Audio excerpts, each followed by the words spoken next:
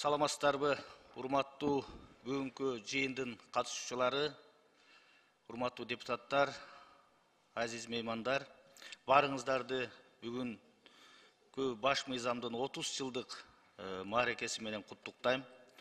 Урматтуу бүгүнкү жыйындын катышуучулары, биз сиздерди бүгүн ушул куттуу залга чакырып, ушул жерде иш-чара өткөрүп атканыбыздын негизги маңызы биз жогоруда төмөндө сөз кылуучу баш мыйзамыбыздын кабыл алгандыгына 30 жыл толсо, дал ушул жерден тарыхый чечим кабыл алынган. Андыктан бүгүнкү жогорку кеңештин 7-чакырылышы 30 жылдык мааракени ушул залда сиздер менен белгилеп койбосок, бул тарых кечирбейт болчу. Андыктан биз муну туура деп ойлойбуз. Андыктан дагы бир жолу жагыпты жогорку кеңештин атынан куттуктайм. Өз сөзүмдө мен айтат элем, мына 30 жыл ичинде 5-майда кабыл алынган конституцияга 9 жолу өзгөртүү киргизген жөнүндө сөз болуп атат. 9 жолу. Анткени менен бул конституция, ачык айтышыбыз керек, бул ыйык Куран эмес, өзгөрүүгө дайым дуушар болот.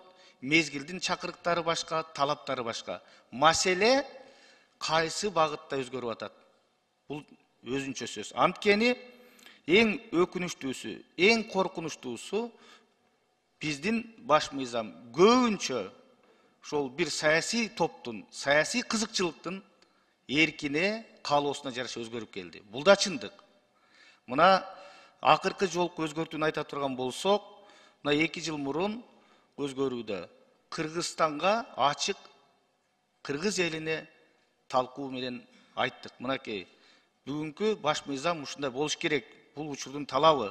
Бул жерде эң негизги өзгөрүү, өзүңүздөр билесиздер, дайыма саясий жагы гана өзгөрүп келген. Ошол эле биздин беренелер, көпчүлүк беренелер өзгөргөн жок. Ошол 5-майдагы 93-жылкы конституциянын негизинде эле калып келатат.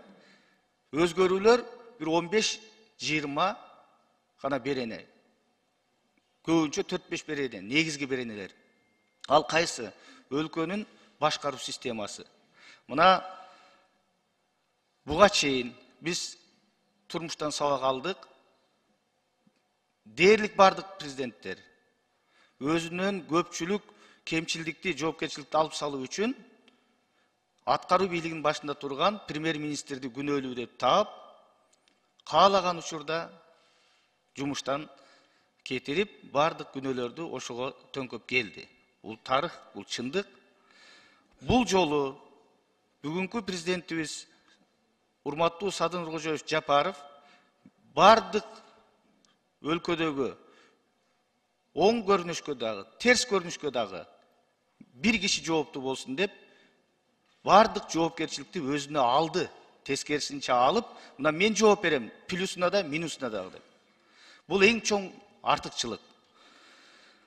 Андан сырткары, сөз эркиндиги боюнча айта турган болсок, мына бизди каалайбы, каалабайбы, көпчүлүк оң, терс, ылайыгы келсе дагы, ылайыгы келбесе дагы ачуу таттуу сөздөрдү айтып келип атат. Бүгүнкү күндө Кыргызстанда сөз эркиндиги бар. Мындай сөз эркиндик көпчүлүк өлкөлөрдө, керек болсо биздин кошуналарда дагы, аймакта да жок. Бирок маселе, ошол сөз эркиндиги биз кандай пайдаланып атабыз? Жоопкерчилик сөз эркиндиги менен катар ошол сүйлөнгөн сөздүн, сүйлөнө турган сөздүн жоопкерчилиги ойлоп атабызбы? Бул башка сөз. Мына парламентти да бүгүнкү күндө сындап атышат. Керек болсо өзүбүздүн арабызда сындагандар бар. Бизде парламентте эркиндик жок, демократия жок дегендер. Мен айтат элем, каалагандай сүйлөп атат, каалагандай сындап атат. Өзүбүздүн арабызда деле. Эгерде ушул жерде сөз берилбесе, ушул жерде айтылбаса, микрофонун өчүрүп, сөзүн тыйып койсок, анда айтса болот эле. Каалаган учурда каалагандай сындашат. Бул факт. Мына сөз эркиндиги. Бүгүнкү күндө парламентте ачык демократия бар.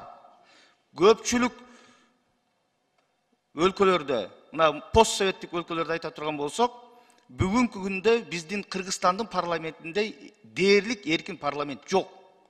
Мына ачык айтышыбыз керек. Бул дагы биздин кыргыз элинин бактысы.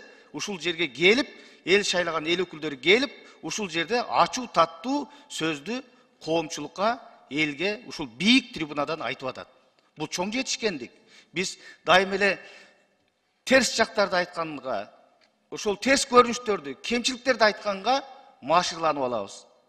Тилекке каршы аздыр, көптүр оң жактарыбызды, жетишкендиктерибизди айтуудан карманабыз. Ошон үчүн мен айтат элем, бүгүнкү күндөгү баш мыйзам 80% кыргыз эли колдоп кабыл алынган баш мыйзам.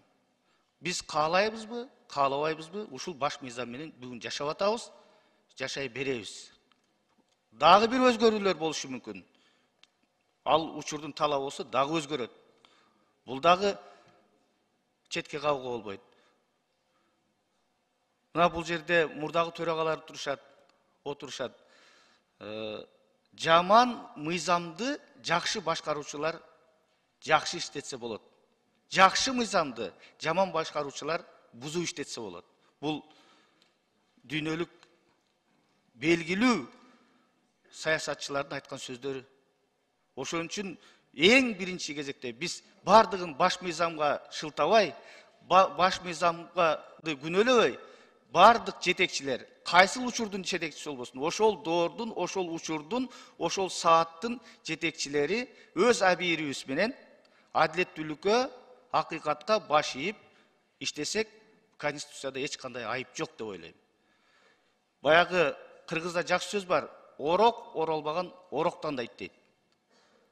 Өзүбүздүн колубуздан иш келбей туруп, элдин талабын канааттандырбай туруп, ошого баш мыйзамды же башка мыйзамдарды шылтоолоп ошого одара салуудагы бул жеткен адилетсиздик деп мен билем. Андыктан бүгүнкү парламент кыргыз элинин талаптарына жооп берген, өлкөбүздүн жаркын келечегине багыт алган, элдин каалоосундагы, учурдун каалоосундагы мыйзамдарды, мыйзам долбоорлорун карай берет жана ошондой долбоорлордун үстүндө иштейт деп мен терең ишендирем. Баш мыйзамыбыз бар, туубуз бар, керпибиз бар. Биз бүгүнкү күндө толук көз карандысыз өлкөбүз. Жашасын улуу кыргыз элим, жашасын улуу Кыргызстаным. Рахмат.